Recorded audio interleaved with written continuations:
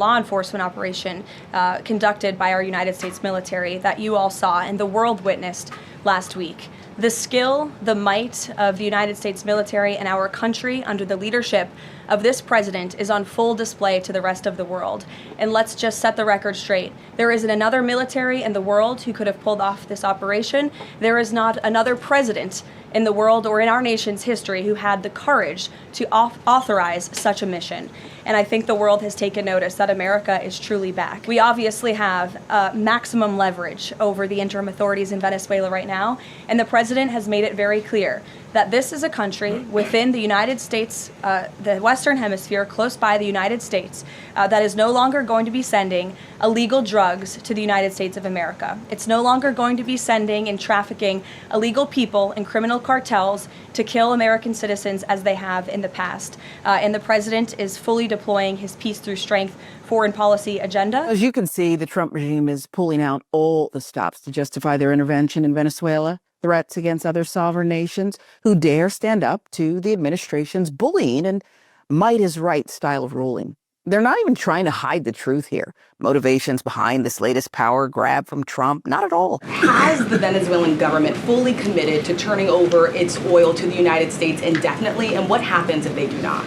Well, as you saw, the president announced last night, this was a deal. This was a deal made by the president and his team with the Venezuelan interim authorities. This will benefit both the American people and the Venezuelan people. And Secretary Wright and the Department of Energy are working with the interim authorities and also with the private oil industry to execute on this historic energy deal. That's not only good for the United States, but it's also going to revive the prosperity, the safety, the security of both the United States and Venezuela as well. The United States government has already begun marketing Venezuelan crude oil in the global marketplace for the benefit of the United States, engage the world's leading commodity marketers, key banks to execute and provide financial support for these crude oil and crude product sales. All proceeds from the sale of Venezuelan crude oil and products will first settle in U.S.-controlled accounts at globally recognized banks to guarantee the legitimacy and integrity of the ultimate distribution of proceeds, and those funds will be dispersed for the benefit of the American people and the Venezuelan people at the discretion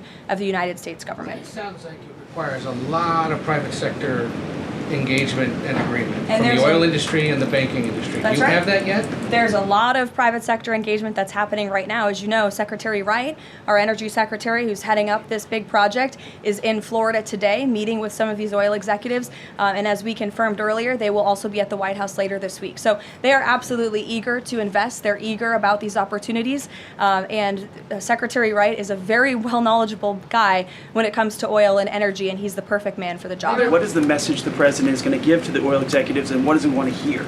Well, the meeting is on Friday, and it's just a meeting to discuss, obviously, the immense opportunity that is before these oil companies right now. You know, just so we're all on the same page here, the real beneficiaries of this oil stealing scheme will not be me or you or the general public of Venezuela. The real winners here are the private corporations that Karoline Leavitt was talking about, and the incredibly small club of wealthy people who lead and invest in these companies. The president was very clear on the campaign to the American public, and it's one of the many reasons they resoundingly reelected him back to this office, that he was not only going to crush foreign drug cartels, but that he was not going to stand by and watch as the illegitimate Venezuelan regime was sending illegal criminals and gang members and rapists and murderers to our country, which happened to the tune of thousands under the previous administration and president.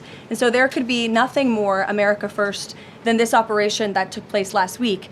And I would just remind all of you in this room that there were innocent Americans like Jocelyn Nungare who lost their lives at the hands of dangerous Venezuelan criminals who were sent here by the Maduro regime. And that has been the president's North Star and guiding principle throughout his entire policy since January 20th. Watching Karoline Leavitt's presser, it is impossible to ignore the blatant desperation in this narrative. This entire ordeal is a textbook example of an administration trying to manufacture consent for a foreign intervention. By playing into racist stereotypes and tropes about immigrants, they are attempting to scare the American public into supporting a resource grab under the guise of national security. You have about 100,000 Americans dying of drug overdose, most of those drugs coming from Venezuela and other places, Colombia certainly as well. That's actually not true.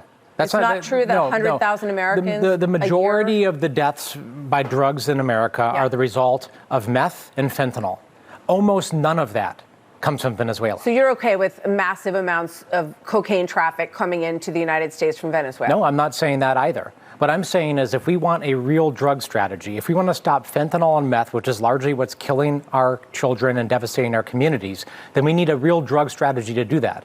But actually going and deposing a foreign leader and capturing them and now saying we're going to run the country, as Donald Trump just said on Saturday, he was indicted by the U.S. Justice Department. So we should just not follow through on action and indictments of our own Justice Department to bring him to justice in the United States. Otherwise, what's the point of these sorts of indictments? That is not at all what I'm saying, right? There are thousands of people who are indicted. But just because somebody is indicted, does that mean that we go and depose a leader and actually say we're going to run a country? Notice the rhetorical tactics Martha McCallum uses to shield the administration from any real accountability. Rather than engaging with the facts, she immediately moves to deflect away from valid criticisms and fact-checking. It is a coordinated effort to run cover for these policy decisions, shut down any legitimate concern about where this path actually leads us. Do you think that Marco Rubio, Stephen Miller, Pete Hegseth, and J.D. Vance should be running Venezuela, as the president puts it? I would like to see our elected president and vice president and his administration running America. I think that's most important for the American people and our interest. And we have real problems here at home. We're nearly $40 trillion in debt.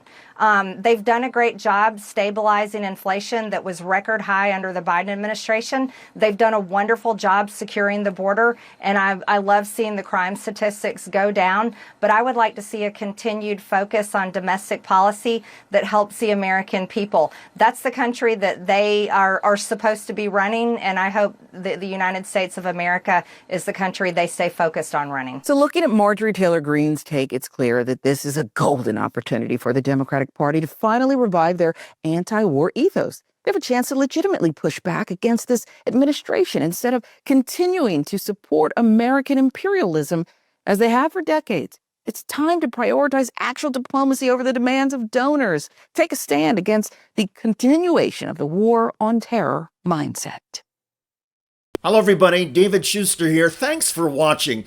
If you found this reporting and commentary valuable, do us a favor and tap the like button. For more content like this, hit the subscribe button and ring the bell. That way you'll be notified on your YouTube homepage when we drop a new video. If you are tired of corporate spin and want honest, people-focused news, click the join button below and be part of the fight for a better future. We wouldn't be here without your support. Stay informed, stay engaged, and thanks again for joining us.